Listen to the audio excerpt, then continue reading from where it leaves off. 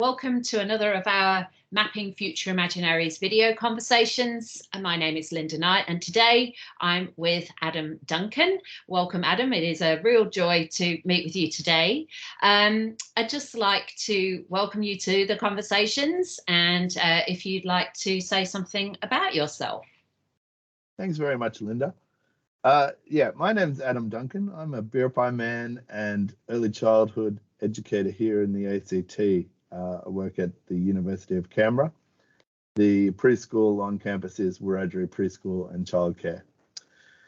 I am a cultural educator here in the ACT region. I have I'm a storyteller and a visual artist, and currently the pedagogical leader here at the preschool.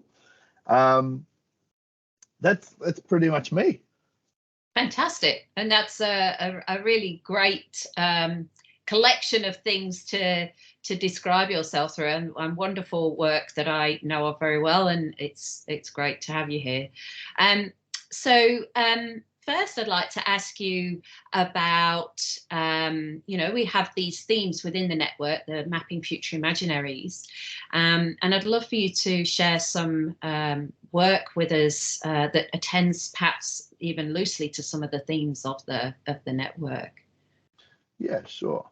So I feel like my day-to-day work as a teacher and educator of young people, and also a leader of pre-service teachers here at the University of Canberra, is really intrinsically linked with the themes of the Mapping Future Imaginaries research group, insofar as I am working with to kind of bring out the old chestnut of working with the future of our nation. So I work with children between the ages of 2 and around 5 years old in a long daycare setting that is quite unique in the Australian landscape, in that we basically are run by staff who are completely built from the pre-service teacher. They work as pre-service teachers from within the Faculty of Education student body. And so we have a staff of around 5 or 6 people across a day who are all either holding or working towards a Bachelor of Education. So these children who are kind of in a long daycare setting are really blessed to be working with a full team of Bachelor of Education holding professionals. Yeah. I am working directly with those children as pedagogical leader. I work kind of between 8 a.m. and 4 p.m. directly with the children, and I'm really lucky to be able to do a lot of my support, provide a lot of the support to the pre-service teachers who are working with me through kind of modeled behavior. And that is a really unique thing, particularly for someone, for an Aboriginal educator such as myself. It's really great to be able to incorporate my culture and my understandings of cultural pedagogies in a modeled sense to a team of people who are very diverse, but none of them themselves are Aboriginal educators. So we're really lucky to be able to work together in this service with young people and ensure that everyone involved in our day-to-day practice is kind of engaged with contemporary and quite complex understandings of Aboriginal culture and pedagogy in an early learning service. Wow, that's, I know of this model. It is quite an extraordinary, amazing model, and not common. So it's just wonderful for you to kind of explain how it works and the kind of ways in which it presents a totally different approach to early childhood learning and education. So, and what a great place to be in terms of shaping that, in your own kind of ways, Adam. That's wonderful. And And I know you have this amazing project that you've recently been involved with and steered. And I just wondered if you could talk a little bit about that with us. Yeah, sure. So as one of the most kind of fleshed out aspects of my practice as an early childhood teacher is the way in which I've incorporated my arts-based practice into our daily routine. In a very kind of Reggio Emilia sense, I kind of am existing, and I'll apologize for my butchering of the term, but artillerista, Mm-hmm. the right term? Yep. Kind of working in that way. We certainly aren't a Reggio. We don't draw very heavily on Reggio Emilia practice in our service, but I've kind of picked up this role of a lot of my work is focused on the arts. Yeah. And this has led to a really beautiful opportunity for me and the students that I've worked with over the years to form this relationship with the National Museum of Australia. Yeah. So aside from my visual arts practice that is kind of incorporated into the routine here at Wiradjuri, we also have done some really strong and focused work on continuing the practice of utilizing narrative to explore kind of nature in a very drawing on some pretty heavy influence from kind of post-humanist research into how we relate to the natural world. Yeah. I've worked with groups of children to create what we kind of very loosely term as new dreaming. So kind of continuing the idea of story, narrative, and utilizing narrative to explore and understand the world around us in a very kind of contemporary sense. We are looking at incorporating this into kind of science, for example. Yeah. Okay. And so with the National Museum of Australia, I was given the opportunity to provide them with a story which they've now built a play space around, focusing on kind of play-based learning and incorporating not Aboriginal stories, Australian stories, okay, into their physical play spaces. And this story tells, so drawing on traditional storytelling practice, tells the story of a time in Australia when the stars were not in the sky. Okay. And it follows the characters of Big Sister and Little Brother, and explores the kind of the aspects of Aboriginal storytelling that look at kind of the development of natural phenomena. And so at the beginning of the story, there are no stars in the sky, and these two characters are learning as young people do about their country and about their culture and about their place in the space, basically. Yeah. And following the narrative arc, there is the Big Sister basically finds some glowworms in a cave and realizes that if she rescues her brother on this quest that she's gone on, that neither of them are going to be able to get home because she has no way of finding her way home. But she gathers up these glowworms from the cave, and she realizes that she can record everything she knows about her country in the night sky that is currently featureless and black. Mm. And so she puts a glowworm for each kind of unique and interesting and important part of her country that she knows about. And pretty soon, she has created this map of her country in the sky that she is able to, at the conclusion of the story, basically rescue little brother who's been taken by the bunyip, and they're able to follow the constellations back to their home. And, all the best stories live happily ever after. Yeah. So that's drawing very heavily on the tendency for Aboriginal and Torres Strait Islander stories to talk about creation.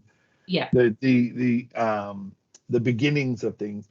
But it also has a really strong cultural and scientific element to it that talks about the mirroring of constellations, the way Aboriginal and Torres Strait Islander people relate to sky country, Yeah. and how it mirrors the land that they live on. Yeah. And so, yeah, what kind of started off as a practice for me as a young early childhood educator, just having a yarn and telling stories with young kids, really, after I kind of had the opportunity to get my head around post-humanist educational practice and, theory around that, Yeah. I was able to really tease out threads from that kind of just thing that every early childhood teacher and educator does, is sit around and tell stories with children. We were able to pull out this thread that's turned it into this really amazing kind of science-based exploration of Aboriginal and Torres Strait Islander connections to the land and sky country. Absolutely, it's a brilliant. And what I love is that how mapping activates all of that. Yeah.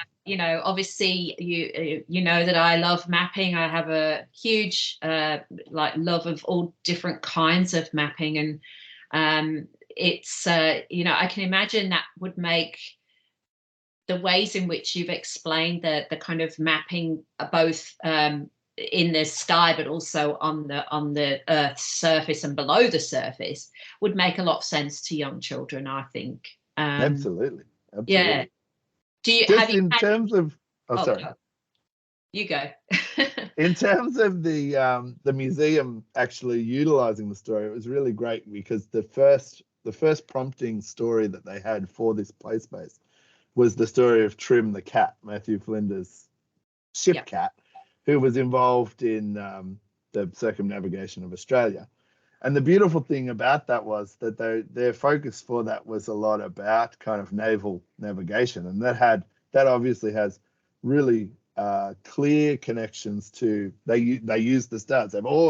Every ship seafaring culture in the world has used the stars to navigate their way on the water. Yes. And so it's really great to be able to say to them, look, well, have I got a story for you? And it be something that's co-constructed between me and a group of 3, 4, and 5-year-old children. Yeah. And the question I was going to ask actually is, I would imagine you've had some very interesting comments from children as you've worked through this project. I don't know if you can share any of the responses or how that's helped you think through the project. I mean, the biggest one, which I think is probably quite common, would be quite commonplace, especially when engaging with stories of this nature that have quite fantastical aspects to them. Is the classical, is this real? Is this real? Is this really how it happened? And the great thing for me, and this kind of connects to our focus on the futures as well, is I have always been abundantly clear with anyone who asks questions of that nature, whether it be the pre-service teachers that I'm working with in a kind of support role, and the children with whom I'm essentially just their teacher, that it's not about it being real. This is, for me, this is a continuation of a cultural practice.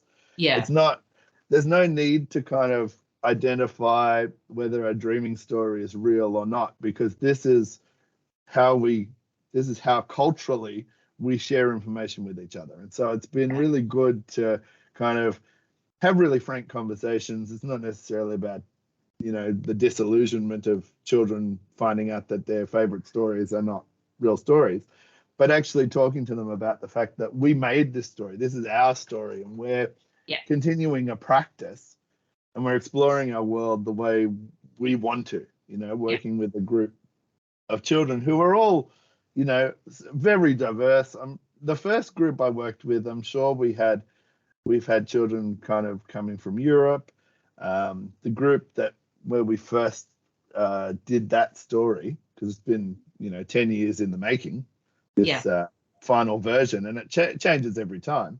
It's an oral story.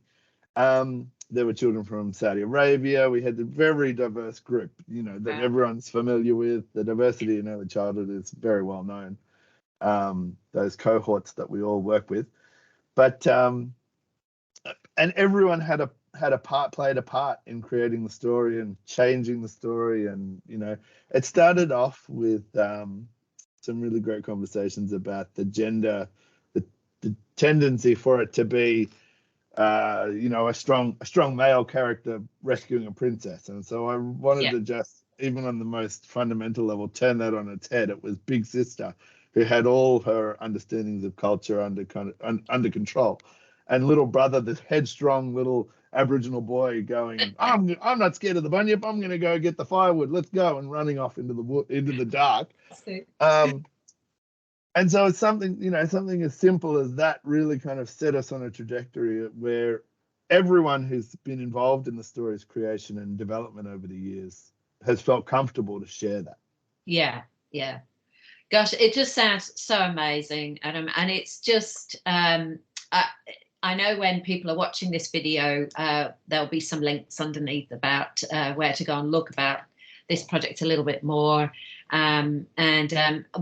What I just love is that it's involving such young children, and which is, you know, we share that interest and practice as well, and how important it is to work with young children in these kind of big ideas, and allow them to have their kind of thoughts and ideas privileged in that. So, you know, I mean, I can imagine that would be so, you know, fulfilling and rewarding.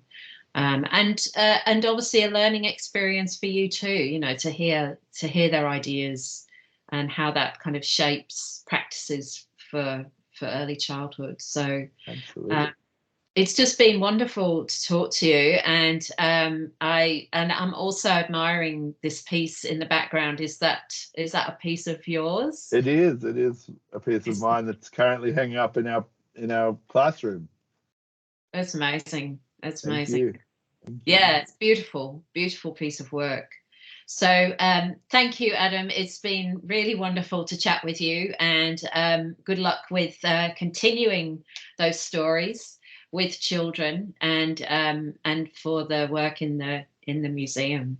Thanks so much. Very much.